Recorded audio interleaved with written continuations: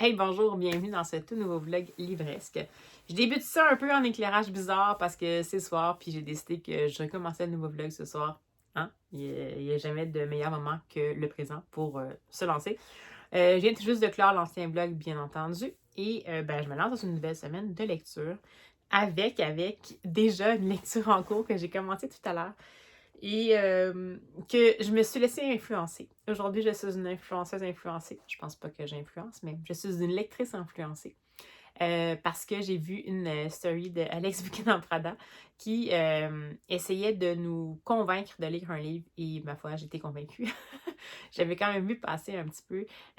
Donc, c'est le livre Les yeux de Mona de Jonathan Schlasser, je pense. Je vais mettre le nom. Chez Albin Michel.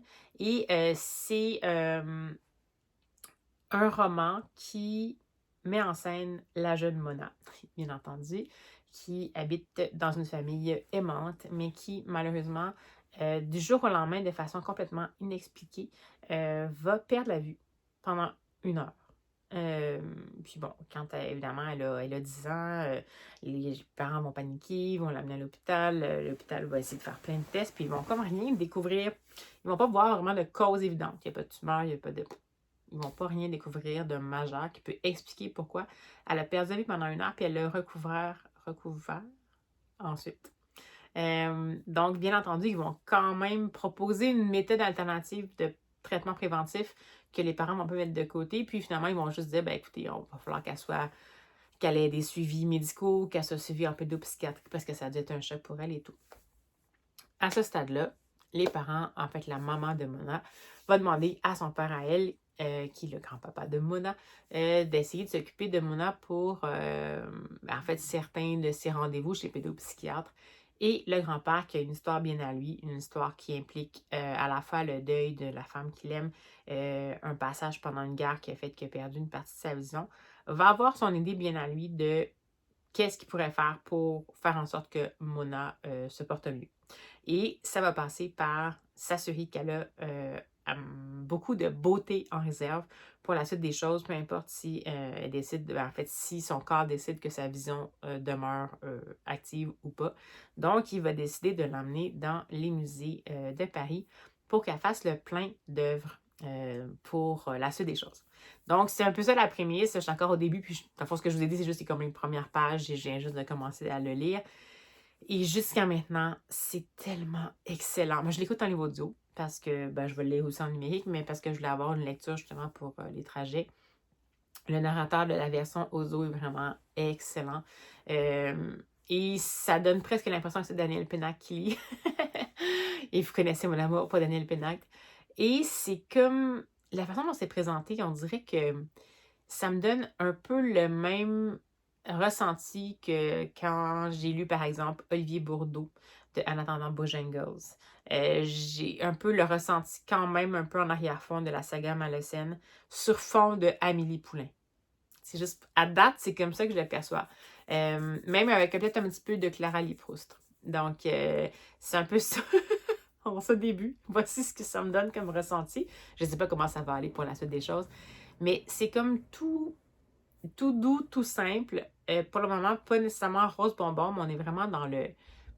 Je sais pas si on va... Je sais pas, on n'est pas dans le réalisme magique, mais on est peut-être comme dans un roman philosophique un peu. Peut-être même le roman de Sophie, de Justin Garner, je sais pas comment le dire. Mais moi, vraiment, ça m'énerve, mais là, c'est super bien fait. Fait que là, jusqu'à maintenant, j'adore la plume. J'adore les personnages qui ont été mis en place. C'était un peu troublant au début parce que c'était un problème de vision, puis c'est des choses qui viennent gros me chercher, évidemment. J'imagine que comme beaucoup de lectrices, c'est une de mes phobies un peu. Puis j'ai pas toujours eu les choses faciles avec mes yeux. Mais on n'est pas non plus... Le but de ça, c'est plus de mettre en contexte qu'est-ce que générer en fait l'intervention du grand-papa dans la vie de Mona. Donc, c'est plus pour mettre en scène un peu qu'est-ce qui s'est passé. Je ne suis pas certaine qu'il va y avoir tant d'autres détails médicaux par la suite. C'est plus une mise en contexte. Donc, c'est ça. Jusqu'à maintenant, je passe un super bon moment, mais ça fait vraiment pas longtemps que je l'ai commencé. Donc, je suis là-dedans. Sinon, cette semaine, qu'est-ce que j'aimerais lire? Je sais pas. À part ça, j'aurais... Ah, mon livre est là, mais vous ne le voyez pas. J'aurais potentiellement des livres que je voulais lire dans le dernier vlog, mais que j'ai pas lu parce que ma lecture principale m'a pris une bonne partie de ma semaine et de mon état d'esprit. Mais j'aurais aimé ça potentiellement lire le restaurant de l'amour retrouvé de Ito Ogawa, qui est la lecture que on doit lire au mois d'avril dans le fameux club de lecture d'Alex Bukit en Prada. Et ben voilà, littérature japonaise. Je suis toujours un petit peu sur les freins quand je commence ça, mais ça a l'air vraiment doux. C'est juste que je ne l'ai pas encore en livre audio, fait que vous savez qu'est-ce que c'est. Quand je veux le lire pas en livre audio, il faut que j'ai du temps devant moi pour le lire d'un coup. Puis quand c'est pendant la semaine, j'ai un peu moins ce temps-là, donc peut-être que je vais m'y mettre plutôt en fin de semaine prochaine. Donc potentiellement le restaurant de l'amour retrouvé de Ito Ogawa ou Frappe à bord de Mireille Gagné. Donc, c'est vraiment les 2 livres que je vous ai présentés dans le dernier vlog. C'est encore mes 2 que j'aimerais lire, qui sont au menu. Sinon, roman graphique ici, potentiellement ici, qui était Frontières, il me semble, puis Échec. J'ai également de Cap et de Croc. Tous ces livres-là, c'est des livres que je vais récupérer à la bibliothèque puis que j'aimerais aussi lire. Donc, ça va plus jouer là-dedans, dans ce que j'ai envie de lire. Puis finalement, peut-être que je vais lire autre chose. Voyez-vous, la lecture de Dans les yeux de Mona, c'était quelque chose que j'avais vu passer, que je me disais peut-être que je vais aimer ça, mais je ne suis pas certaine. Et puis là, finalement, la façon dont Alex Buchanan-Prada en a parlé, ça m'a trop donné le goût. Puis à place de le mettre juste dans mes livres à lire, j'ai décidé de comme le commencer tout de suite. Donc, d'y aller vraiment avec le feeling. Donc, voilà. Voilà comment ma semaine s'enligne. Alors, sans plus tarder, il nous reste juste à nous dire, allez, on se lance ça. Bonsoir! Alors, je vous fais un petit coucou rapide parce que j'ai reçu 2 colis. C'était prévu, mais je me suis dit que je pourrais peut-être faire je vais y arriver, une petite ouverture de colis avec vous. Alors, je vais commencer par le colis que j'ai commandé volontairement et dont je connais le contenu. C'est-à-dire que si je me souviens bien, il y a une nouveauté que j'ai vu passer puis que je ne fais pas attendre qu'il se rende de ce côté-ci de l'océan. Oui, des fois, ça m'arrive. Ainsi que le fameux préquel, donc le fameux tome préalable à la Chronique du Pays des Mers d'Elisabeth Van Arburg. Donc, on va voir si c'est ça. Attention pour le bruit, j'ouvre celui-ci. Wow! Oups, là, désolée. C'est vraiment des emballages qui s'ouvrent super bien. Je suis pas habituée à ça. Évidemment, c'est pas comme ça. Alors, donc, bien, encore une fois, papier bullé. Et là, vous avez peut-être vu un peu ce que c'était. Et c'est bien ce que je pensais. Alors. Alors, tout d'abord, l'édition Folio SF, parce que je ne suis pas capable d'avoir l'édition à lire. J'aime pas la couverture. Donc, mon petit péché mignon de fille qui n'aime pas. Bon, il y a vraiment des reflets. Je n'arrivais pas. Je ne sais pas si je vais pouvoir vous montrer. Ah, comme ça. Bon, voilà. Donc, voici pour Le silence de la cité, qui est le tome préalable, donc qui précède, en fait, Chronique du Pays des Mers. Donc, j'ai vraiment hâte. Je vous avais dit que lorsque je vais le lire, je vais sans doute ensuite relire les Chroniques du Pays des Mers pour voir qu'est-ce que ça m'apporte comme réflexion autre. Si vous entendez quelque chose qui a l'air d'être un monstre qui grignote du carton, mais c'est mon chat qui adore les boîtes. Alors voilà, on va tracer le petit papier bulle.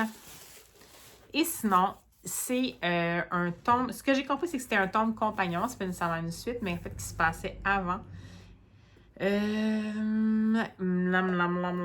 Avant, j'oublie le nom. Et je sais que. Avant, quelque chose Bloomstone Manor. Donc, de Mary Archer. Sous les étoiles de Bloomstone Manor. Donc, je mettrai la vignette. Et c'est donc la première rose de Bloomstone. Toujours de Mary Archer. Et en fait, je ne sais pas si je vais lire en arrière pour voir si... Est-ce que ça vous divulgue? Oui, ça vous divulgue quelque chose du tome précédent. Donc, je ne peux pas beaucoup vous en parler, mais je peux vous dire qu'on va... c'est un roman qui va s'attarder au passé de Nathaniel Stone, qui est évidemment l'habitant de Bloomstone Manor, dans lequel l'héroïne de Sous les étoiles de Bloomstone Manor va finalement se réfugier pour vivre un peu sa vie intellectuelle, même si c'était une femme à l'époque où c'était pas permis. Donc, ça va être permettre de s'émanciper et on va se rendre compte que Bloomstone Manor, c'est un endroit où on encourage et on tolère et on ouvre les bras grands ouverts à la différence, à l'émancipation, à la marge et tout ça. Donc, je suis vraiment curieuse de voir ce que ça va donner comme tome compagnon. Mais je peux vous dire que juste avec le 4e, il y a quand même un élément qui n'est pas ça serait pas grave, mais en même temps, c'est important de... Ça fait partie de, justement, une partie du mystère du tome 1, donc j'aime mieux pas vous en parler. Puis là, ben, je suis vraiment désolée pour le bruit, mais... Hein, n'est-ce pas? Et sinon, j'ai, si je crois bien avoir bien détecté ce que c'était, mais oui, c'est Once Upon a Book. Je vais vous cacher mon adresse. Donc, c'est les fameuses, les petites box de onceupon-a-book.fr. Et moi, je me suis inscrite au challenge roman. Donc, techniquement, je reçois un roman surprise à chaque mois. J'avais des indices, puis je crois que je sais ce que j'ai là. C'est comme une nouveauté poche du mois précédent, je crois. Donc là, comme je reçois en avril, j'avais un petit peu avec les mots-clés qui étaient donnés, un peu une idée de ce que ça pouvait être. Et je pense que c'est potentiellement un livre de Serena Juliano. Puis ça tomberait bien parce que j'en ai jamais lu, mais on va voir si j'ai raison. Alors attention pour le bruit. Alors voilà, est-ce qu'il y a quelque chose d'autre? Non. Alors c'est toujours, ouais, c'est bien un petit challenge, donc c'est toujours super mignon quand ça commence à être emballé. Alors, qu'est-ce que ça nous dit? On va voir si j'ai raison. Je suis sûre que j'ai vraiment... Je suis sûre à 80... Oui, c'est bien ce que je pensais. Ouh! Une petite surprise. Est-ce que j'ai oublié quelque chose? Non. Alors, des petites surprises tout d'abord. C'est mignon. On a des mini... c'est cute. Des mini palais bretons de la... Dans le fond, c'est des biscuits au beurre. Ouais, des biscuits au beurre de Bonne Maman. Donc, la petite galette. Ça, je trouve ça super mignon parce qu'en fait, j'adore ça. Autant les confitures Bonne Maman que les petits biscuits au beurre. Sinon, on a encore des thés de... le jardin de Gaïa. Cette fois-ci, c'est un thé puer. Donc, il me semble que c'est plus... C'est un thé noir. Il me semble que c'est un petit peu plus amer, mais ce serait bien de... Je suis bien intéressée à les essayer. Ensuite, on a un signet printanier, donc très chouette. Je ne sais pas si je me cache la face, vous allez le voir. Oui, je pense que oui.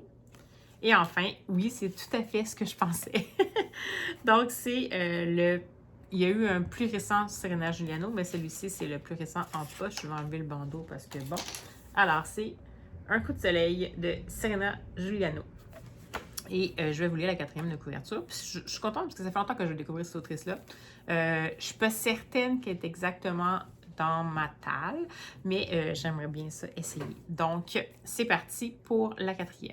À Salerno, pour Éléonore, les jours se suivent mais ne se ressemblent pas. Entre ses ménages et ses jumeaux ados, elle n'a pas le temps de goûter à la dolce vita. Surtout, la jeune femme n'arrive pas à oublier Marco dont elle vient de se séparer. Pendant qu'elle récure chez les autres, au moins, son esprit est occupé. Mais en pénétrant dans l'intimité de ses clients, Éléonore va s'apercevoir que les apparences sont trompeuses. Et un hasard pourrait bien chambouler sa routine et rebattre toutes les cartes. Donc, ça dit dans les... Je m'excuse, il faut que je gère mon chat en même temps. Ça dit dans les commentaires à l'arrière que c'est une jolie comédie à l'italienne, pleine d'humour et d'autodérision. Donc, ça me semble sympathique. Et puis, si c'est pas pour le printemps, ça serait peut-être pour un roman d'été, mais voilà. Alors, voici la petite récolte. Il va peut-être avoir autre chose cette semaine si je suis chanceuse, sinon la semaine prochaine.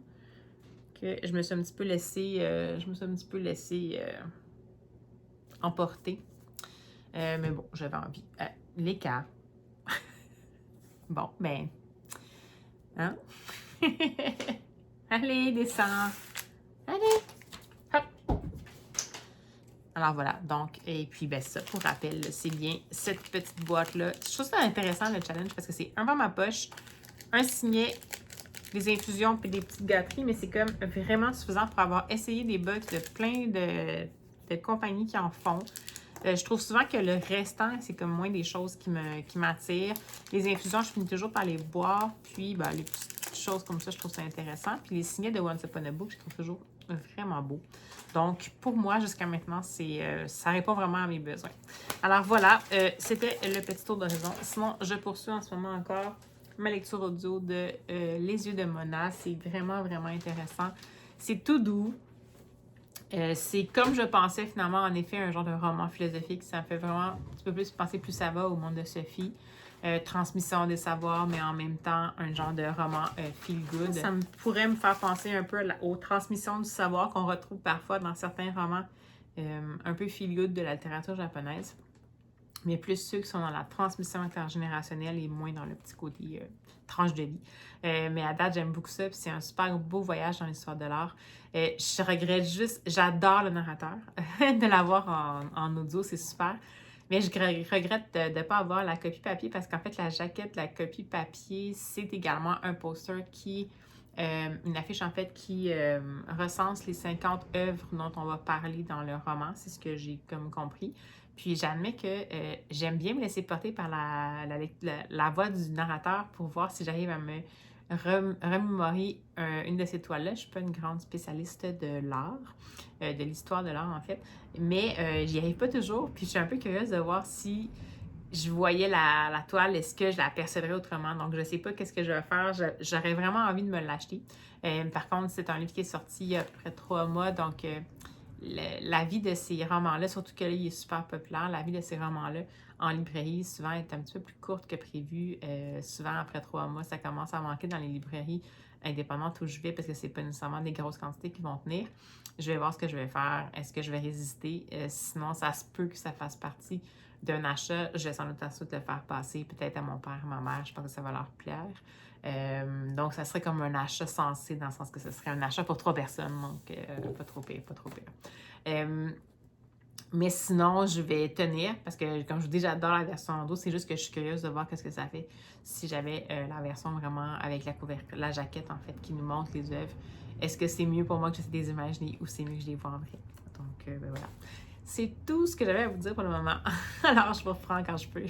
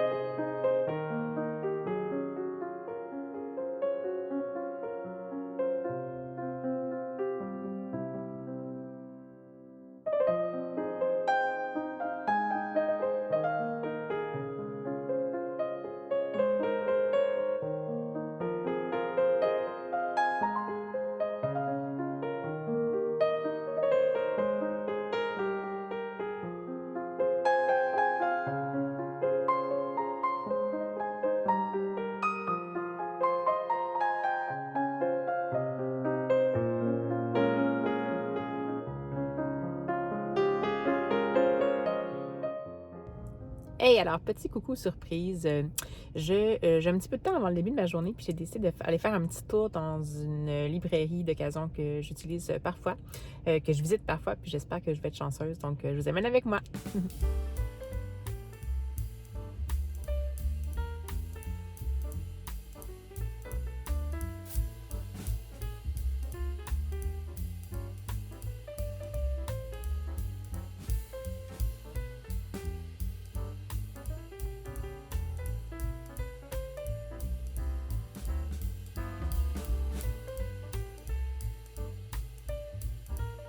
Eh bien, me revoici prise 2. Ça n'a pas été super fruitful. J'ai pas eu beaucoup de résultats dans la petite librairie d'occasion, mais je prenais une chance. Ça faisait longtemps que je n'étais pas allée. Mais je pense que comme je suis un vendredi, l'arrivage de nouveaux livres que les gens apportent absolument les fins de semaine n'était pas nécessairement là. Donc, bon, j'ai pris une chance. Puis je pense que je vais pas résister à aller m'acheter Les Yeux de Mona à plein prix dans une librairie parce que je pense que c'est vraiment un livre que je vais avoir chez moi. Donc là, je suis dans un petit coin tout près d'une librairie qui s'appelle la librairie À Lire et j'y vais pas souvent, donc je suis contente, je vais y aller. Je vais essayer de prendre les images un peu à l'intérieur, mais je sais jamais si je peux y arriver à le faire parce que bon, ça dépend toujours s'il y a beaucoup de clients. Là, je veux pas filmer s'il y a des clients, donc ben voilà, je vous reprends tantôt.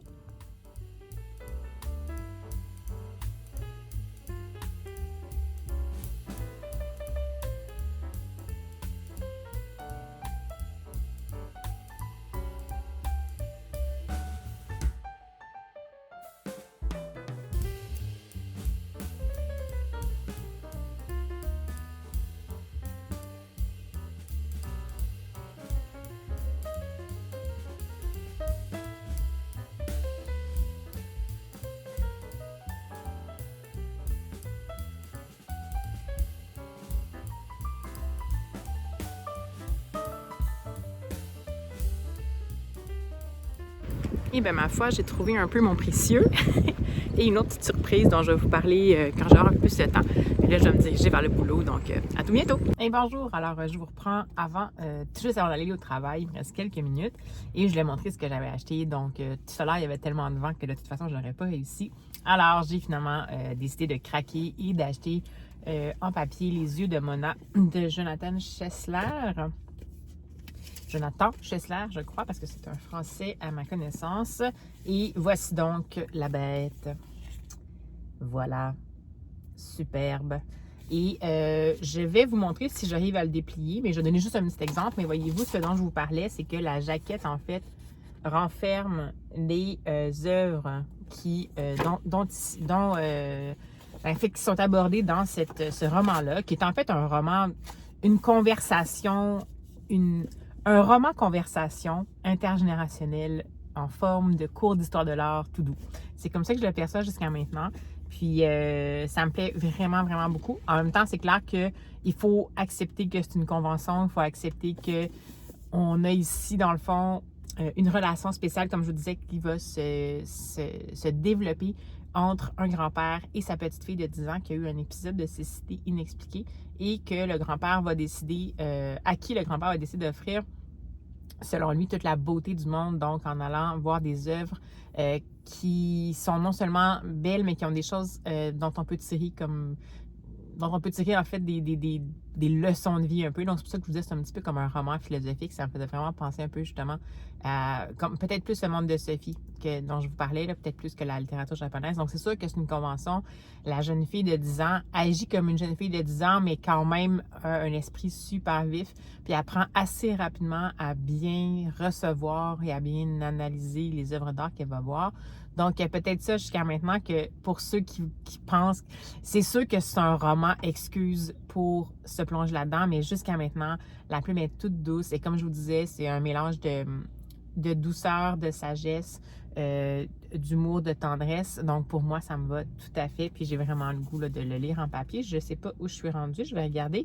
En fait, chaque chapitre est nommé comme l'œuvre qu'on va découvrir. Ce sont quand même des courts chapitres. Et au fur et à mesure, je suis rendue au chapitre 13, Thomas Gainsborough. Donc, environ, là, je ne sais pas où je suis exactement. Oui, je pense que je suis rendue à la page 132.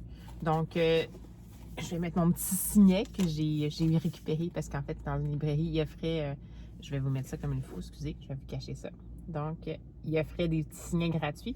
Puis, si vous vous souvenez bien, Semis des soleils, c'est le dernier livre que j'ai lu dans mon plus récent vlog. Donc, c'était un coup de cœur total. Donc, je suis bien contente de l'avoir.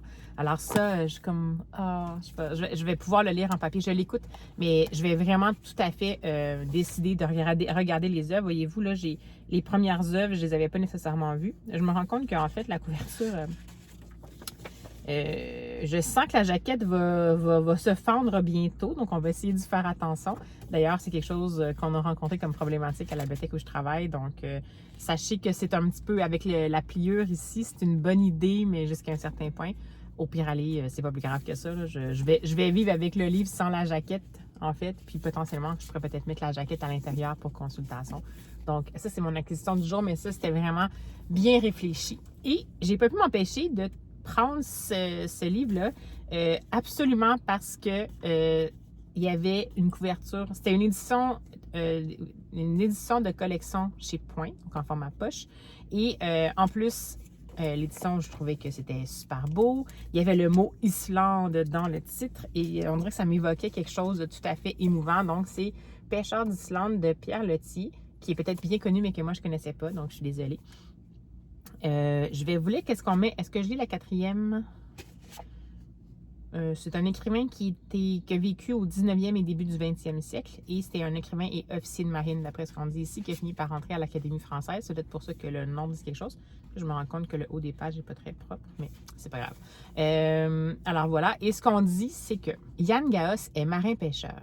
Il est l'un de ces Islandais qui, de février à août, quittent le port breton de Paimpol pour aller pêcher dans les eaux du Nord. Gaude Mével aime avec passion ce forçat de l'océan, sans parvenir à le lui avouer. Pourtant, elle garde espoir qu'ils finiront un jour par être réunis. Pierre Loti dépeint avec précision et poésie la dure vie des hommes sur les flots, et la longue attente des femmes sur les côtes. L'histoire d'un amour inoubliable qui se mêle au tumulte obsédant de la mer. Ça avait l'air vraiment bon. Et puis l'édition était super, fait que je l'ai prise. Donc ça, c'était pas prévu comme achat, mais c'est correct. J'ai décidé de limiter quand même. En ce qui concerne les formats poche, pour mes découvertes, ça me dérange moins. J'ai plus d'espace, puis je sais que je pourrais peut-être plus faire passer au suivant. En ce qui concerne les grands formats, j'ai vraiment plus beaucoup de place. S'il était déjà sorti en format poche, les Moda, je l'aurais peut-être pris. Mais là, je prends en grand format puis je le ferai circuler, comme je vous disais. Alors, ben voilà, je vais devoir vous quitter parce que je vais devoir aller travailler. Mais c'est juste pour vous faire un petit point. Je vous ai amené avec moi dans une tournée des librairies tout à fait imprévue dans mon horaire. Mais j'avais comme un peu ça dans le goût ce matin. Fait que je me suis dit qu'il faisait gris, j'aurais pu rester sous la couette, me reposer, tout ça. Puis je sentais être fatiguée plus tard en journée. Mais là, j'avais comme le goût de me retrouver parmi les livres. Ça m'a fait du bien, ça m'a bien apaisé. Puis en même temps, j'ai pu écouter Les Yeux de Mona en livre audio. Donc voilà. Alors écoutez, je vous reprends dès que je peux. Bonsoir.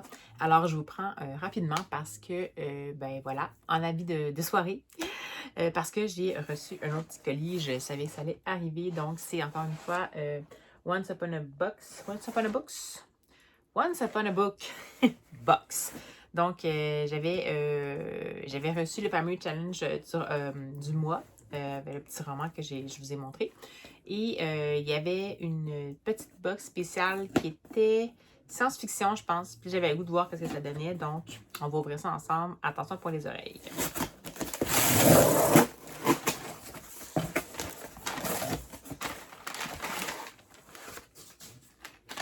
OK. Alors, la boîte elle a un peu morflé. Je pense que ça a comme un petit peu ouvert, mais c'est pas grave. On va faire comme si c'est correct. Alors, voici l'emballage. C'est rare que ça arrive pour les envois autrement, mais là, je pense que ça a eu un petit peu plus de misère que prévu. Mais bon, c'est pas grave. On va y aller avec... Hop. C'est bon. Alors, très joli. Ah, c'est ce que je pensais. Alors voilà, donc, un beau petit emballage. Alors, si je me souviens bien, c'était un grand format. Oui, la sélection du mois, qui était pour le coffret science-fiction. Est-ce que c'était ça? Je pense que c'était comme le livre surprise du mois. Je suis super contente parce que c'est un livre que je veux lire depuis super longtemps, que j'ai vu passer plein de fois chez Rêve ta vie en lecteur, parce que c'est un de ses livres préférés.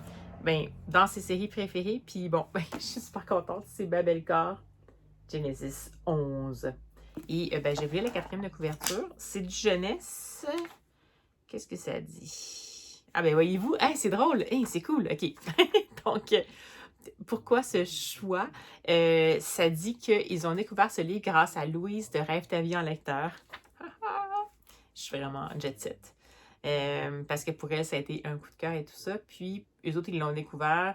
Puis, ils ont eu l'impression que c'était un livre qui était un peu passé inaperçu alors qu'il était vraiment apprécié. Donc, ils ont décidé de le mettre de l'avant. Puis, je suis vraiment contente. J'ai vu la 4e de couverture. Emmett embarque sur Genesis 11, un vaisseau de la compagnie Babelcorp, avec d'autres ados défavorisés. Leur mission? Récolter sur la planète Éden une substance fossile ultra puissante, la noxolite. Or, seuls les meilleurs seront autorisés à débarquer. À bord, les épreuves cruelles et biaisées succèdent aux entraînements violents et Emmett se méfie de plus en plus de Babelcorp. Jusqu'où la compagnie est-elle capable d'aller? Mais Genesis 11, lancé dans l'immensité intergalactique, garde jalousement ses secrets. Ça a vraiment l'air excellent. Vraiment contente. Et sinon, on avait un petit format poche qui était choisi pour moi. Qu'est-ce qu'ils m'ont sorti ici? L'autre livre que j'ai reçu, c'est je ne connaissais pas du tout. Donc, Au carrefour des étoiles de Clifford D. Simak. Voilà. Alors, ça a gagné le prix Hugo en 1964, donc c'est vraiment un classique. Et il y a eu une nouvelle traduction. Alors, je vous lis la 4e. Au sommet d'une falaise du Wisconsin se dresse la ferme Wallace, inchangée depuis plus d'un siècle.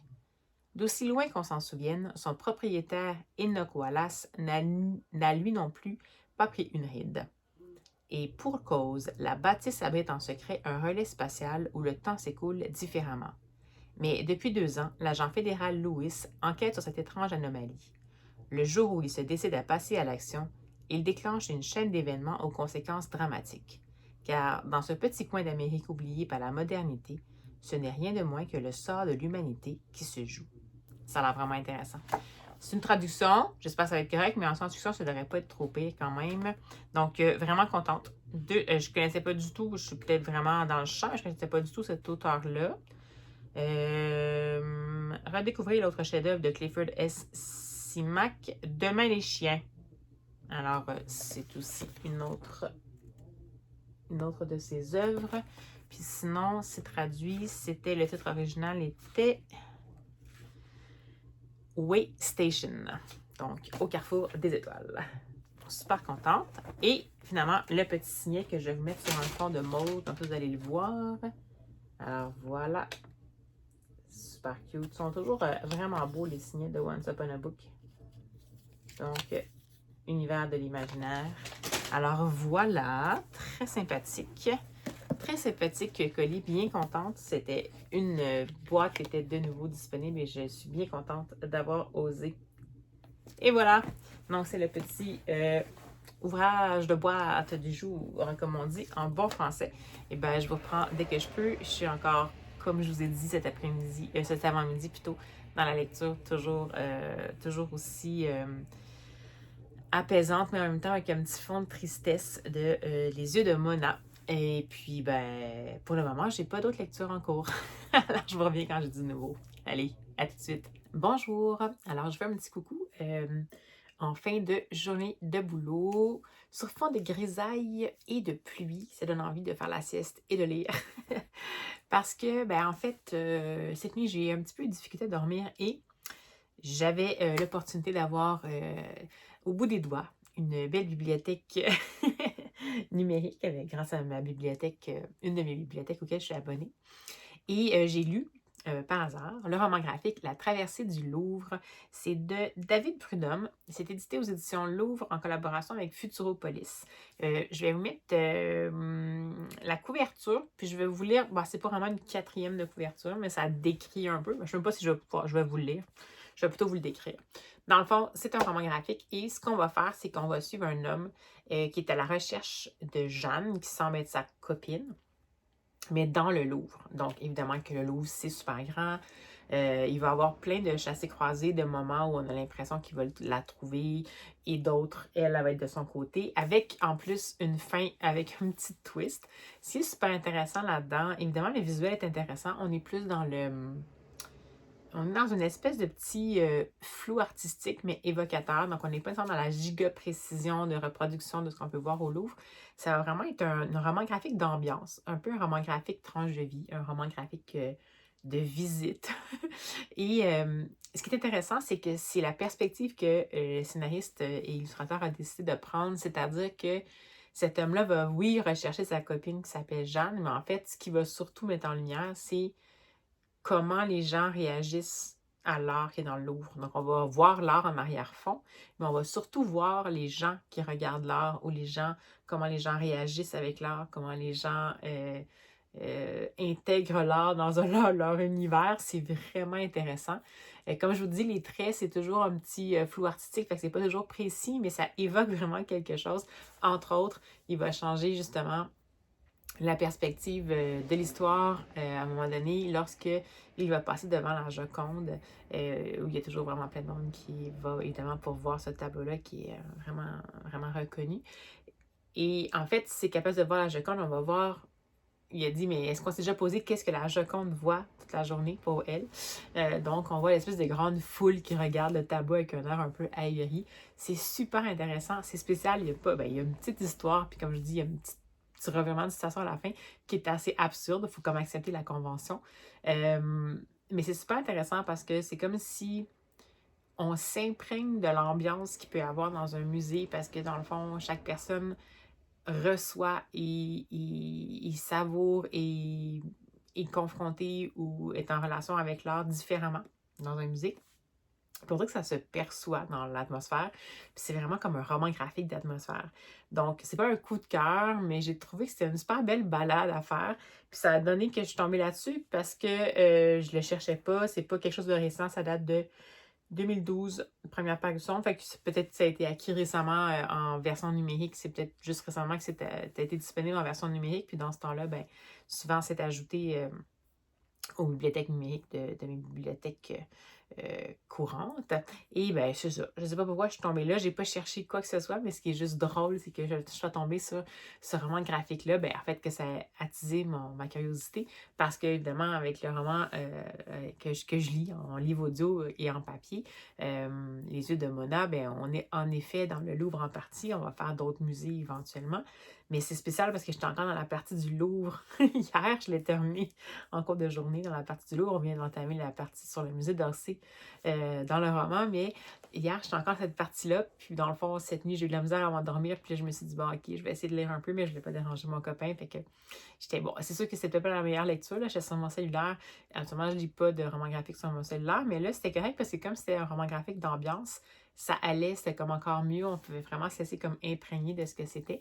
Mais ça vaudrait sans doute le coup de l'avoir en papier, en grand format. Fait que si jamais vous avez la chance, c'est sans doute une BD, un roman graphique qui est encore peut-être en bibliothèque. En librairie, ça risque d'être un petit peu plus dur à trouver.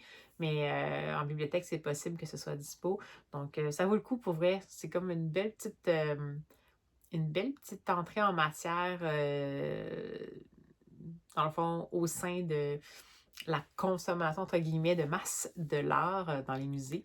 Puis, je sais pas, c'est comme si ça laisse le lecteur tirer les conclusions qu'il veut de cette épopée-là à travers le Louvre. J'ai vraiment trouvé ça super intéressant. Donc, voilà, c'est ma petite lecture surprise. Merci l'insomnie. Mais ça m'a quand même permis de m'apaiser et éventuellement de pouvoir dormir. Mais c'est pas parce que c'était ennuyant du tout.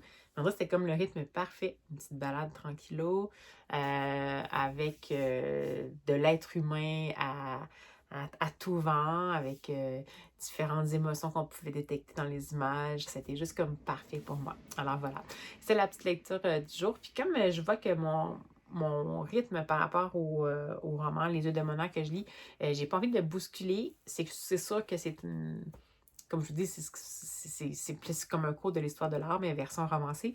C'est super intéressant. C'est juste que j'ai pas le goût de le bousculer, donc j'ai pas l'impression que je vais comme multiplier les lectures cette semaine. Ça risque de ressembler un peu au dernier vlog. Donc, un gros roman, une grosse lecture qui me prend pour le vlog, puis des lectures parallèles, comme par exemple ce roman graphique-là, je vais peut-être en lire d'autres. Puis je pense même que j'arriverai peut-être à lire le fameux ici, je sais pas si vous voyez, ben là, ici, c'est le fameux Les yeux de Mona que je me suis acheté. Et à côté, il y a Frappe à bar de Mireille Gagné. Et à côté, il y a le Restaurant de l'amour retrouvé de Ito Ogawa, qui est le livre du club de lecture d'Alex Bouquin Prada. Donc, c'est celui-là que je voulais lire cette semaine. Mais je pense que avec le type d'histoire que c'est Les yeux de Mona, qui est en fait plus comme, je vous dis, c'est un mélange un peu entre c'est un docu-roman un peu, mais super touchant en même temps. C'est pas juste de l'information parce que les personnages ont une croix, parce que plus ça va, puis plus on se rend compte que c'est peut-être doux, mais en même temps, c'est un peu comme doux amer, on sait pas trop qu'est-ce qui va se passer. Ça reste quand même que je pense que j'arriverai à faire cohabiter ce genre d'ambiance-là avec d'autres romans courts.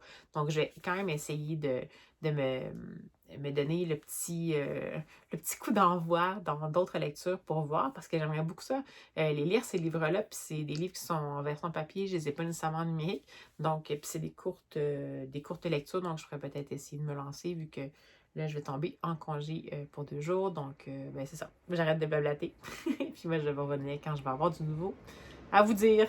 Allez, à tout bientôt. Qui nous amène en pleine guerre 14-18, où on suit un soldat anonyme. L'auteur a fait exprès de ne pas lui donner de prénom pour qu'on se l'approprie en fait à notre manière, pour qu'on s'identifie, qu'on puisse lui donner nous-mêmes, lui créer son identité. Et en fait, c'est un soldat qui va partir à la recherche d'un soldat disparu parce que lors de la guerre 14-18, à la demande de la mère de ce soldat.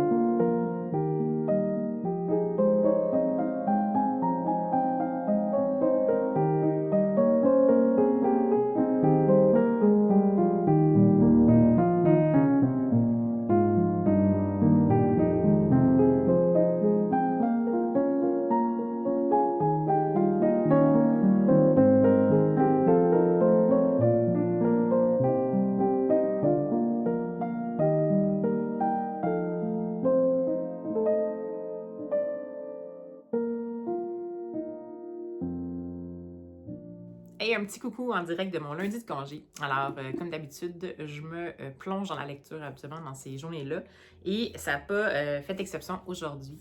C'est un petit festival des romans graphiques cette semaine, en tout cas, parce que je voulais rattraper des lectures de 2 romans graphiques que j'avais depuis un moment, que j'avais emprunté à la Bibli. Puis je vais passer aujourd'hui pour aller chercher une réservation, donc c'était comme une petite motivation de plus pour m'y mettre, mais c'est surtout que ça me tentait beaucoup de les lire. Donc, tout d'abord, on va y aller avec Frontier. Donc, Frontier de Saint-Gelin, chez Label 619, qui est un label de Rue de Sèvres. Oui, Saint-Gelin. Scénario, dessin et couleurs. Comme vous pouvez voir, un roman graphique qui se passe en partie dans l'espace, un roman de science-fiction un peu anticipation potentielle. Donc, je vous lis la 4e. La conquête spatiale a perdu de son mystère. Quand les corporations s'attaquent à l'espace, exploitation, pollution et capitalisme sauvage sont la norme dans cette nouvelle ruée vers l'or. Où est donc la place de Jisoo, une ingénieure frustrée, Alex, un ouvrier né dans l'espace, et Kamina, une ex-mercenaire, dans cet univers froid et hostile? Donc, je vous ai mis quelques planches avant de commencer. Je vais quand même vous montrer un petit peu peut-être encore plus de proche à quoi ça ressemble. Je vous dirais que c'est un roman graphique qui m'a d'abord attirée par sa prémisse. Ça m'intéressait vraiment. J'aime beaucoup quand on est justement dans l'anticipation, dans l'espace, dans habiter sur d'autres planètes parce que la planète Terre est polluée, puis toute cette espèce de dynamique-là de capitalisme / politique, puis comment l'humain peut se débrouiller à travers ça. Donc encore là, on va avoir affaire avec des populations humaines qui sont pas mal en orbite dans l'espace en général. Il y a eu beaucoup de découvertes de planètes et il y a beaucoup de stations spatiales qui sont là, certaines pour des visées de recherche, mais la plupart pour de l'exploitation minière. Donc, on est vraiment beaucoup comme dans le capitalisme. Et ça, c'est pas sans conséquence. Donc, on va suivre plusieurs personnages, les 3 personnages principaux qu'on a là, puis dans leurs différents contextes. Donc, Jisoo, qui est une terrienne, en fait, qui n'a jamais vraiment fait d'émission dans l'espace. Alex, qui est né sur une station spatiale puis qui a toujours travaillé dans l'espace. Puis Kamina, qui a eu une existence un peu... Elle était militaire, en fait, puis après ça, elle s'est un peu rebellée, devenue mercenaire, comme à la seule du privé. Puis ensuite, il est arrivé un événement puis qui a fait en sorte qu'elle a pris conscience que peut-être qu'il fallait qu'elle change un peu de voix. Donc, on va les suivre là-dedans. On va les suivre dans tout ce qui peut se passer de pas super quand une grande corporation décide de mettre la main basse sur tout ce qui est recherche scientifique. Donc, c'est vraiment intéressant. La prémisse, comme je vous dis, c'est bien développé. J'ai beaucoup aimé l'univers visuel. C'était un peu chargé.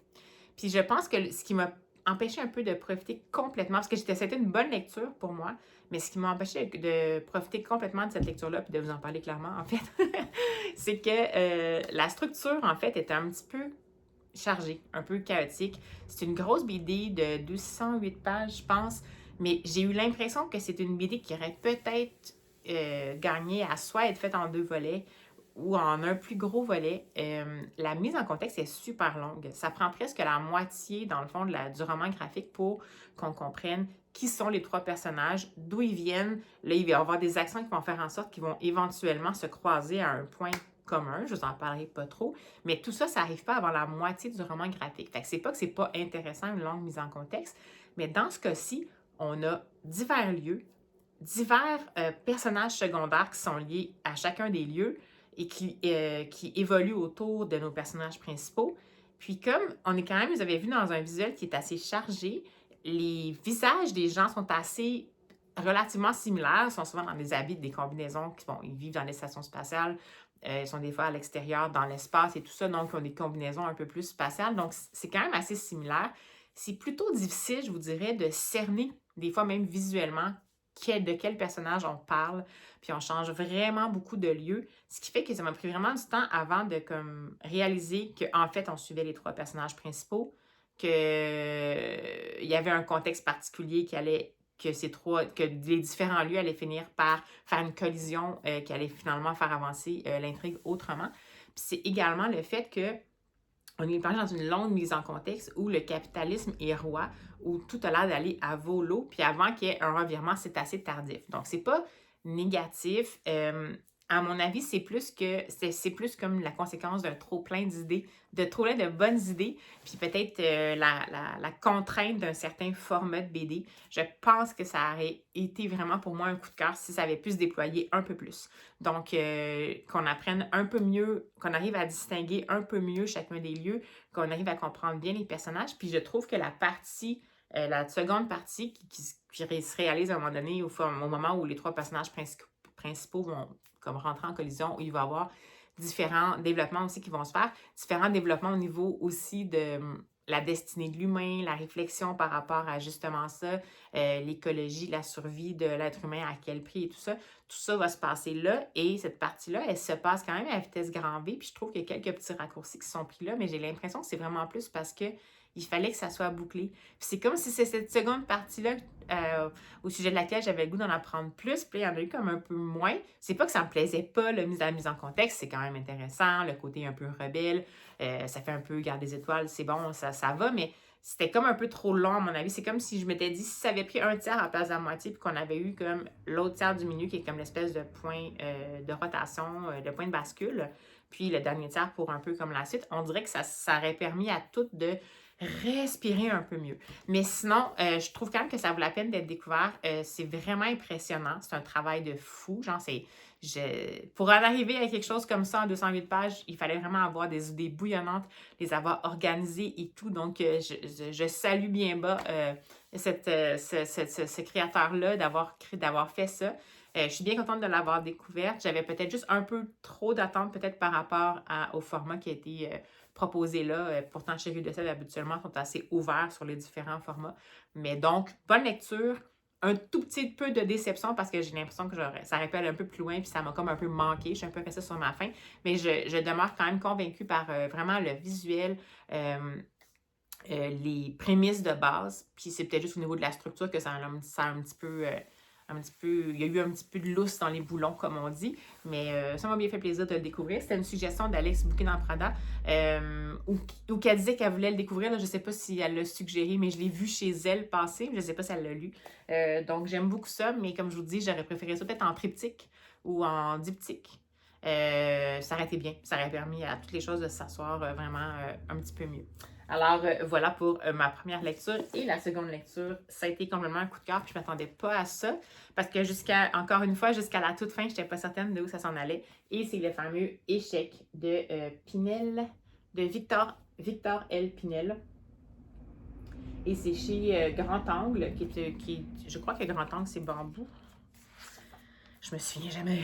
Il me semble que Grand Angle, c'est comme une division d'un éditeur. Oui, Grand Angle, en fond, c'est une division des éditions Bambou. Donc, voilà. Je vous avais mis, il me semble, quelques planches, mais je vais quand même vous en montrer quelques-unes. C'est juste qu'il y a quelques petites scènes au départ où c'est peut-être pas très YouTubeable, parce que c'est la vraie vie avec tout ce que ça implique. Mais disons comme ça ici. Puis, on joue beaucoup sur la colorimétrie. Donc, je vais peut-être vous montrer justement un exemple. Voilà. Donc, pour Échec, je vais quand même vous relire la 4e de couverture. Je pense que je vous l'avais lu peut-être dans le dernier vlog où je me souviens plus, mais je vais vous la relire, ça va être un peu plus simple pour vous mettre en contexte. La vie comme le jeu d'échecs, facile à apprendre, amusant à jouer, difficile à gagner, impossible à contrôler. Les portes d'un tram s'ouvrent et un jeune homme flash sur une femme qui ne reverra plus. C'est le point de départ de ce récit choral où les protagonistes, tous en train d'échouer dans leurs relations personnelles, sont comme les pièces d'un jeu d'échecs. Les pions se demandent si ce n'est pas le moment de sacrifier une pièce pour continuer à avancer. Les fous se croisent sans vraiment se trouver. Le cavalier, libre, capable de sauter au-dessus des autres pièces, mais vulnérable car, aussi insaisissable qu'il soit, un cavalier peut être pris par un simple pion. Ils avancent tous, se confrontent, se déplacent dans leur vie comme sur un échiquier. Ils sont tous connectés sans même le savoir et vont jouer une partie qui va changer leur vie. C'était excellent. Puis je ne pourrais pas vous en dire plus sur l'histoire parce que je trouve que déjà la 4e en dit quand même, mais bon. On va, en effet, ça va vraiment être un récit choral. On va donc suivre des gens, je dirais que c'est à peu près, c'est quasiment une double page par personnage au départ. Donc, comment c'est déployé, cette espèce de récit choral-là. Peut-être 4 pages par personnage. Mais il n'y a pas d'annonce particulière de changement de point de vue. Donc, il faut comme s'adapter que, bon, évidemment, on va suivre un personnage et tout. Ça va mettre en scène des personnages de différents horizons, une jeune femme assez libérée qui était une artiste dans la rue, un jeune homme en peine d'amour qui décide d'aller faire du bénévolat pour accompagner les gens en fin de vie, une directrice de centre hospitalier justement qui offre des soins de fin de vie, un infirmier qui travaille dans ce même centre-là. Vous voyez un peu les liens qui commencent à se tisser. Un travailleur humanitaire, qu'est-ce qu'il y a d'autre à part ça? Les autres, c'est plus des satellites. Une patiente dans un centre de fin de vie. Et au cœur de tout ça aussi, les échecs. Donc, on va quand même suivre l'espèce de fil rouge. Ça va quand même être le fameux jeune homme qui est le jeune homme qui a vu une jeune femme à un moment donné en sortant du tram. Il a vu quelqu'un ça a été comme un coup de foudre pour lui. C'est une jeune femme qui jouait de la guitare, puis il était comme, oh mon Dieu. Puis il a juste comme pas eu. Il n'a pas eu le courage de sortir puis d'essayer d'aller la voir puis voir comment essayer de tenter sa chance pour apprendre à mieux la connaître et tout. Puis ça lui est toujours resté en tête. Puis bon, on le voit un petit peu très rapidement, dans le fond, devenir en fait le bénévole attitré d'accompagnement en fin de vie d'une patiente qui est assez rébarbative, qui ne veut pas voir personne, qui n'a pas le goût de sortir de sa chambre, mais qui est une femme passionnée par les échecs. Et éventuellement, va se tisser entre eux une relation de confiance, mais ça va être assez long. Il n'y aura pas nécessairement de partage d'expérience tout de suite, puis tout va se passer par la clé de voûte, ça va être d'apprendre que le jeune homme apprenne les échecs. Parce que dans le fond, il essaie de trouver justement un lien avec cette personne âgée-là pour essayer de développer le lien de confiance. Puis là, il se rend compte que c'est pas jouer aux échecs et lui, et que là, il va prendre cette opportunité-là pour essayer de commencer à tisser un lien. Et là, tout va devenir excellent. On va suivre, bien sûr, par après la suite des récits chorales de chacun des satellites dont je vous ai parlé. C'est tous des gens qui sont à un point, à une croisée des chemins dans leur vie pour différentes raisons. Il y en a pour qui c'est grave, il y en a pour qui c'est généré par un événement grave, il y en a pour qui c'est généré par simplement un moment de mal-être perpétuel. Il y en a que c'est par de l'indécision, il y en a que c'est par de la douleur psychologique dont on n'arrive pas à sortir, etc., etc. Donc, ça pourrait, quand j'ai commencé à lire ça, j'ai trouvé que les visuels étaient super intéressants, l'idée de base était, c'est pas original, c'est quelque chose qu'on a potentiellement déjà vu, mais quand j'ai vu que le fil rouge, c'était vraiment le jeune homme avec la personne âgée qui apprend à jouer aux échecs puis qui éventuellement allait faire potentiellement des liens, il apprenait qu'est-ce que chaque pion faisait, donc je me doutais qu'elle allait potentiellement avoir un lien, surtout que le titre, c'est « Échecs » au pluriel. Ça peut être également le jeu d'échecs ainsi que des échecs dans la vie. J'ai bien vu que ça allait se passer, mais je vous dirais que c'est hyper bien tricoté parce que jusqu'à la toute fin, moi, j'avais pas fait le lien entre tous les satellites qui évoluaient autour de ce fameux jeu d'échecs-là, littéral et au figuré. Et ça c'est dévoilé tranquillement, puis c'est tellement... Une fois que la fin arrive avec son petit tour d'horizon de l'effet papillon un peu, qu'est-ce qui relie l'humanité ensemble, c'est pas avant ce moment-là qu'on se rend compte à quel point ce roman graphique-là est bien construit, qu'on se rend compte à quel point c'est super émouvant. J'avais l'impression que ça serait aussi un roman graphique où ça va pas nécessairement tout se terminer en... Bon, il y a quand même des voies qu'on se rend compte que bon, ça a été choisi pour que c'est des voies de résolution un peu plus facilement prévisibles, puis finalement qui se passent. Mais on n'est pas non plus dans le rose bonbon, puis j'avais l'impression justement qu'il y avait un grand pan d'une partie d'histoire qui allait pas avoir une résolution heureuse. Mais finalement, ben, je vous laisse découvrir qu'est-ce qui va se passer, mais j'ai été très satisfaite comme lectrice de qu'est-ce qui se passe. En même temps, j'ai pas eu l'impression justement qu'on prenait la voie de la facilité. J'ai pas eu l'impression qu'on me donnait tout ce que j'aurais souhaité qu'il se passe, ou en tout cas pas nécessairement dans l'enchaînement auquel j'aurais pensé. Donc j'ai vraiment aimé ça. Sérieusement, ça aborde les thèmes de toutes sortes de thèmes, mais surtout les thèmes de la perte de sens, je pense. La perte de sens, globalement. Puis que ce soit par rapport à nous-mêmes, par rapport à la carrière, par rapport à une relation de couple, mais la perte de sens par rapport à la mort. Mais la perte de sens, puis comment, dans le fond, finalement, souvent quand on fait comme un premier pas vers quelque chose, au bout du compte, on peut finir par... Ça peut être aussi simple que de juste faire un premier pas pour tranquillement en arriver à justement retrouver un certain sens par rapport à nous-mêmes, puis qu'après ça, tout le reste déboule et s'emboîte. Donc, c'est sûr que c'est quand même quelque chose qui se veut, ben écoutez, c'est pas, ça se veut pas comme un roman graphique de croissance personnelle. C'est sûr qu'on peut quand même tirer des genres de leçons de vie en le lisant, mais c'est surtout pour l'humain que c'est intéressant. Je trouve que c'est vraiment bien fait. On n'est pas dans le trop. C'est des gens, des personnages qui ont des horizons vraiment divers. C'est pas des personnages qui sont des archétypes. Ça va pas nécessairement on va pas trouver, comme je vous dis, les dénouements aux endroits où socialement on pourrait les attendre et tout. Donc, j'ai trouvé ça excellent. Donc, c'est vraiment un coup de cœur pour moi. Donc, super heureuse d'avoir lu finalement ces 2 romans graphiques-là, mais particulièrement Échec, bien contente de l'avoir lu. Puis, je vous suggère ardemment. Je pense que ces 2... Frontières, ça date de plus longtemps. Je pense que ça date de 2023, mais il me semble que Échec est plus récent. En France, c'est peut-être 2023, remarquez. C'est 2023, mais il me semble qu'il est arrivé ici peut-être début 2024 ou vraiment à la toute fin de 2023. Donc vraiment ça, mettez ça dans vos suggestions de lecture, ça vaut vraiment le coup de découvrir ça.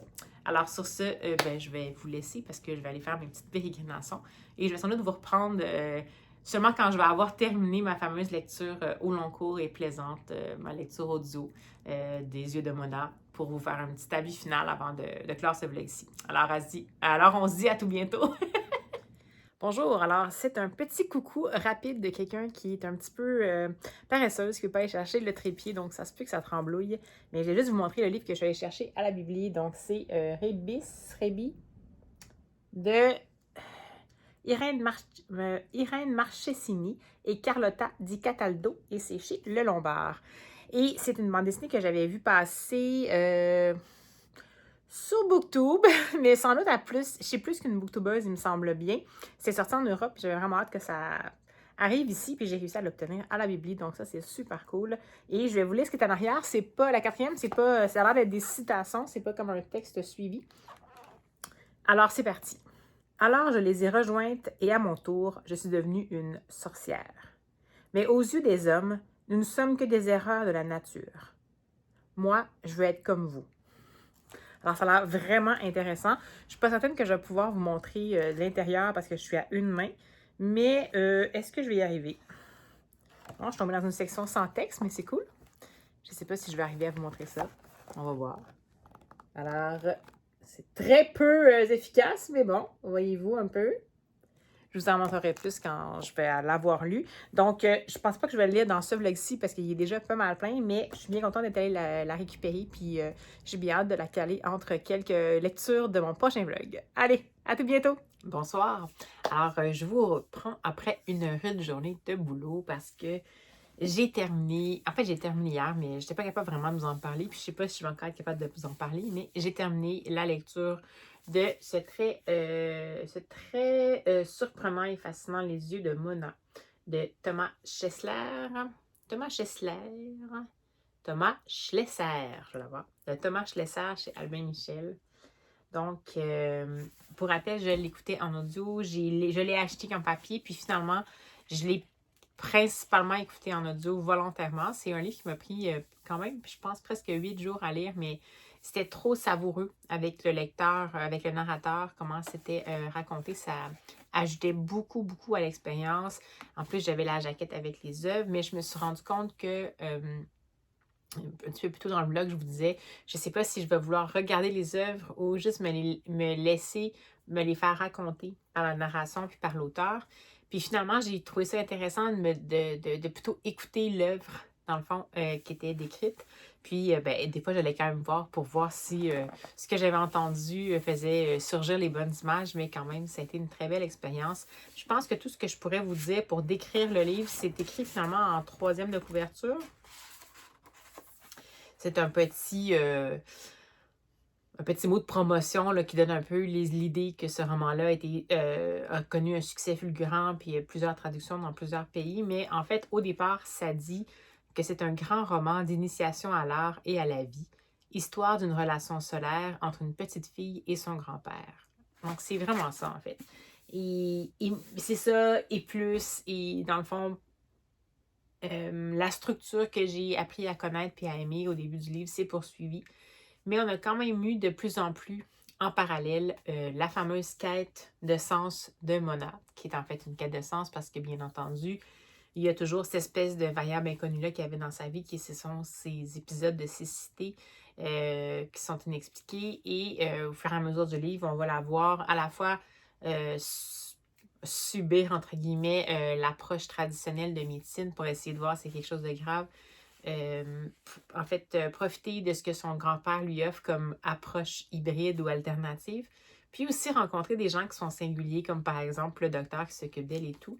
Puis, du haut de ses 10 ans, bientôt ensuite 11 ans, voir comment elle va cheminer là-dedans. Donc, c'est super intéressant. C'est euh, évidemment que c'est un peu comme un cours d'histoire de l'art, c'est visiblement ça, mais c'est aussi, comme ça dit, un roman d'initiation parce que c'est une quête de sens, puis c'est une jeune enfant qui va faire les démarches en tant que telle, mais bien entendu que ça va faire, que ça va rayonner sur l'ensemble de son entourage parce que tout va être inextricablement lié.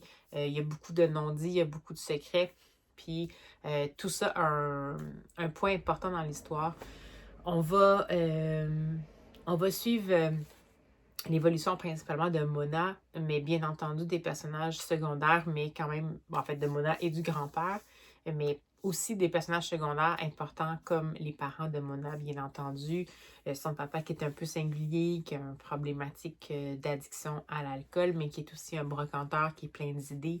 La maman de Mona, Camille, qui, on le sent, a une relation particulière avec sa mère, qui s'est pas nécessairement bien terminée, qui essaye tant bien que mal de naviguer dans tout ça, dans une vie qu'elle décide de prendre de façon traditionnelle volontairement, mais on sent qu'en elle, il bouillonne des choses un petit peu moins domptables, disons, que ça. Puis cette savoureuse Mona qui bien entendu, bon, et sans doute, je sais pas si cet enfant-là peut exister pour vrai, mais bien entendu qu'on l'aime d'amour parce que en même temps, autant elle est comme candide, en même temps elle est super vive d'esprit, elle découvre l'art avec nous, elle fait des liens, euh, elle se laisse porter dans une évolution que bien les adultes n'ont pas nécessairement le courage de faire. Donc c'était vraiment émouvant, c'est vraiment en même temps, c'est super fascinant parce qu'on apprend plein de choses, ou en tout cas, on voit vraiment un panorama de l'histoire de l'art à partir de ses débuts jusqu'au plus moderne, de façon... c'est une présentation qui est pas nécessairement est comme chronologique, mais pas nécessairement systématique. Puis on va y aller un peu avec les, les émotions du jour de Mona ou de son grand-père, mais ça va nous permettre justement de voir l'art par des angles peut-être un peu moins connus. Donc je trouve ça super intéressant. Autant il y a des monstres sacrés qui sont présents là-dedans, évidemment Léonard de Vinci avec sa Mona Lisa et tout ça, mais il y a aussi des artistes que moi je connaissais moins, qui sont connus mais que je connaissais moins, ou des œuvres moins connues d'artistes qu'on connaît bien. Puis ça, je trouve que c'est super intéressant. Puis évidemment qu'à chaque œuvre, une espèce de leçon de vie est comme proposée. Puis dans le fond, Mona va un petit peu naviguer là-dedans, puis mettre tout ça dans sa besace, mijoter, puis finalement prendre ses propres décisions par rapport à ça, faire ses propres démarches après avoir intégré tout ça. Donc, pour moi, c'est une lecture excellente que je pense que je vais peut-être relire quand même ponctuellement. Le principe de roman d'initiation, c'est qu'en fait, ça peut vraiment se relire. La seule chose qui fait peut-être que c'est pas un coup de cœur, mais c'est juste personnellement, c'est que c'est un roman d'initiation. Donc, c'est un roman d'initiation qu'il faut accepter de prendre avec un tout petit peu de son invraisemblance, mais qui fait en sorte que ça fonctionne. Donc, il faut accepter la convention que Mona est une enfant de 10 ans extraordinaire, dans le vrai sens du mot, extraordinaire, et que à la fois son intellect, puisqu'elle vit, n'est pas quelque chose qui rentre facilement dans des cases, et qu'elle va avoir une évolution qui est beaucoup plus proche de l'évolution qu'on pourrait s'attendre de la part d'un adulte plutôt que d'une enfant. Mais pourquoi pas? Donc, c'est-à-dire que c'est dur d'emblée à croire. En même temps, c'est pas impossible. C'est peut-être peu probable, mais c'est pas impossible. Puis c'est ça qui est merveilleux en fait dans ce livre-là, puis c'est ce qui fait que ça fonctionne. Mais c'est juste que quand même, objectivement, il y a quand même des moments où ça m'a un peu dérangé. j'ai accepté la convention, et puis j'adore les personnages, puis j'adore Mona, puis on veut, tu sais, mais en même temps, il y a quand même des fois où je me suis dit, bon, mais quand même, tu sais, c'est un petit peu trop souligné à grands traits, des fois par moment, que c'est vraiment un roman d'initiation, qu'on donne, que dans le fond, l'art est un peu aussi dans l'art et la vie, dans la vie est dans l'art, et l'art est dans la vie. L'arbre est dans ses feuilles. Donc, dans ce moment-là, quand c'est trop souligné à grands traits, vous connaissez un peu ma sensibilité par rapport à ça. Ça m'a fait des fois décrocher. Puis c'est sûr que c'est une structure répétitive. On va quand même faire une cinquantaine d'œuvres. 52 œuvres, en fait, pour être exact. Et c'est sûr que la formule est la même, mais comme il y a quand même un fil rouge qui relie le tout en arrière-plan, puis qui n'est pas si mineur que ça, qui va, comme je dis, de plus en plus se retrouver à l'avant-plan, plus on va avancer. Mais c'est vraiment, vraiment bien fait. C'est super habile. C'est juste que mon mini bémol, c'est ça. C'est correct. Moi, j'ai pas de difficulté à le faire, à accepter la convention. On n'est pas dans du réalisme magique du tout. On est plus dans... faut accepter que ce livre-là mise un peu sur de l'inexplicable, mais c'est pas nécessairement de l'invraisemblable. C'est juste que c'est de l'inexplicable ou de l'inexpliqué. Puis il faut un petit peu faire avec ça. Moi, ça, j'ai pas de misère du tout. J'ai juste un petit peu des fois de misère, comme je vous dis, quand on donne à des... on met ça dans les mains d'un enfant, nécessairement, ce genre d'évolution-là, mais en même temps, pourquoi pas? Donc, je ne sais pas si c'est vraiment un bémol. Bref, excellente lecture. Pour le moment, pas un coup de cœur, mais comme je pense que j'ai mis... Je pense que je mettrais 4,75 sur 5 s'il fallait vraiment que je donne une note, juste parce que j'ai des moments où j'ai perçu ça. Mais sinon, allez-y sans tergiverser, ça vaut vraiment la peine. Puis ça vaut la peine de le lire lentement. Moi, je l'ai lu lentement, puis absolument, je ne lis pas des livres si lentement que ça, mais là, j'ai lu lentement volontairement. Puis ça a été vraiment agréable parce que justement, j'ai pris le temps de prendre chapitre par chapitre. C'est des chapitres de comme 4-5 pages parce que c'est une œuvre, un chapitre. Puis j'ai pris le temps justement de m'imprégner de ça. Puis je pense que c'est ça qui est important, justement, d'autant plus parce que les personnages, bon, on met tout ça dans l'espèce d'évolution du roman d'initiation un peu dans les mains d'une jeune fille qui a quand même une acuité, d'ailleurs, elle a une acuité visuelle extraordinaire, même si c'est un petit peu ironique, mais qui a une acuité intellectuelle impressionnante, disons, pour son âge. Ça reste que quand on le lit lentement, on le prend comme ça vient, on le prend comme ça flotte, on le prend comme ça virevolte. Donc, vraiment, excellente lecture. Donc, Les yeux de Mona, que j'ai étiré, mais ça m'a fait plaisir d'étirer. Et je pensais conclure le vlog sur cette lecture-ci, mais finalement, j'ai lu, parce qu'évidemment, quand on sort d'un livre comme ça, allô, changer de lecture, c'est pas nécessairement évident. J'étais un peu désemparée, j'avais besoin de lire un petit peu hier, puis j'étais là, je sais pas ce que je peux lire.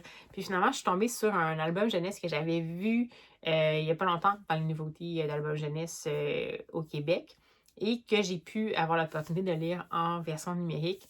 Bien sûr que c'est plus fun en double page, mais celui-là, ça allait quand même bien. Donc, c'est l'album jeunesse, Ce qui nous rend humains. L'auteur, c'est Victor D. O. Santos et l'illustratrice est Anna Forlati. C'est chez Les 400 coups en collaboration avec l'UNESCO. Donc, la quatrième de couverture, je vais la lire parce qu'en fait, c'est un extrait du livre. Puis, j'ai pas envie de vous lire plus que ça parce que c'est un album. Puis, c'est le fun de le découvrir au fur et à mesure. Et je vous dis, en fait, le petit extrait qui est à l'arrière. J'existe depuis très longtemps. J'étais là avant les chiens, avant les jouets, avant toutes les personnes que tu connais. Peux-tu deviner qui je suis? Donc, comme vous pouvez voir, je vais vous mettre en même temps des petites images qui vont rouler un tout petit peu. C'est un album qui mise sur, évidemment, la curiosité du lecteur et qui nous propose une énigme qui dure pendant tout l'album. Évidemment, plus on va avancer, plus on va avoir un petit peu des pistes. Puis j'ai pas envie vraiment de vous dire qu'est-ce que c'est, voir si, dans le fond, vous allez tout le trouver. Qu'est-ce qui nous rend humains? On va explorer des gens dans différentes époques, dans différents lieux, de différentes origines, de différentes cultures. Et on va, au fur et à mesure de l'album, déterminer ce qui nous rend humains. C'est super intéressant. C'est tout en... C'est pas de la poésie, mais ça a vraiment une approche un peu poétique. En même temps, on est dans, évidemment, un album qui mise sur l'ouverture. L'ouverture,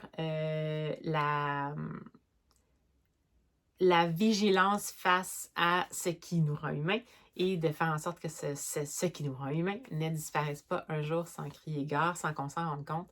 Et puis, ben, j'ai pas envie de vous en dire plus que ça. C'est vraiment tout bien fait. Je trouve que le texte, c'est juste le bon dosage de la durée du texte.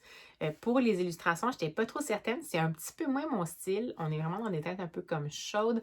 En même temps, ça donnait justement un portrait de cette espèce de voyage à travers tous les possibles qu'on fait, tous les possibles de l'humanité, dans le fond, qu'on fait, à la fois dans l'histoire et dans la géographie et tout. J'ai trouvé ça intéressant, finalement. Au début, je n'étais pas sûre. La couverture m'a vraiment fascinée. Et vraiment, la composition graphique de la couverture est super intéressante. Et après ça, quand je suis allée à l'intérieur, j'étais là, je ne sais pas trop. Mais dans le fond, je me suis laissée porter par l'histoire. Puis, les illustrations n'étaient pas... pour moi, c'était pas audacieux. Donc, c'était plus au service du texte que, disons, qui racontait une histoire en parallèle. Mais je trouve ça fort intéressant comme proposition graphique. Je pense que de toute façon, le texte avait en lui-même tellement un attrait pour le lecteur que c'était pas nécessaire qu'on en rajoute avec les illustrations. Mais comme justement le trait de l'illustratrice puis sa palette de couleurs était assez quand même plutôt original finalement, ou ben là, dans ce cas-ci, oui, c'était peut-être à la limite un petit peu audacieux pour un public jeunesse. Je trouve que ça l'a fait, je trouve que ça a permis justement de rendre l'album en tant que tel vraiment super original. J'ai vraiment beaucoup aimé ça. C'est pas un coup de cœur, parce que, encore une fois, c'est quand même un livre à message, mais c'est pas un livre à message trop point, point, point. Vraiment, ceci est un message, le néon, les ballons pour nous indiquer qu'il y a un message. Ce que j'ai aimé, c'est qu'on ne prend pas le lecteur pour quelqu'un qui n'est pas intelligent. On laisse le lecteur tirer ses conclusions. Moi, comme adulte, comme je vous dis, j'ai pressenti ça peut-être à partir du 2 tiers.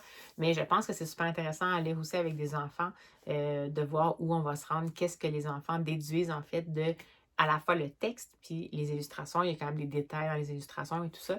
Donc, super belle découverte, intéressant. Évidemment, c'est en collaboration avec l'UNESCO. Et c'est une version, la version originale était en langue portugaise, donc du Brésil. Je ne sais pas si j'ai l'information sur l'UNESCO, mais je crois qu'il y a une partie quand même des profits de cet album-là qui sont remis à certains programmes, dans le fond, de l'UNESCO, dont je ne vous divulguerai pas la nature parce que sinon ça va vendre un peu le punch. Donc, allez pas lire la quatrième de couverture, c'est un petit album, allez-y, plongez là-dedans, puis essayez de voir si vous arrivez à justement déterminer qu'est-ce qui nous rend humains. Alors voilà, c'est sur ces bons mots que j'ai envie de conclure ce vlog-ci à ce moment-ci.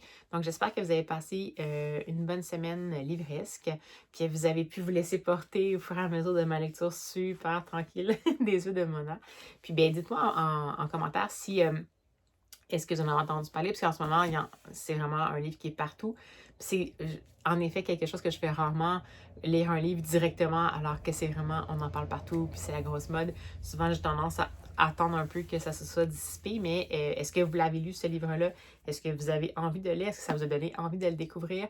Moi, je suis vraiment pas quelqu'un qui était très histoire de l'art en général, donc je pense que c'est quand même accessible pour tout le monde.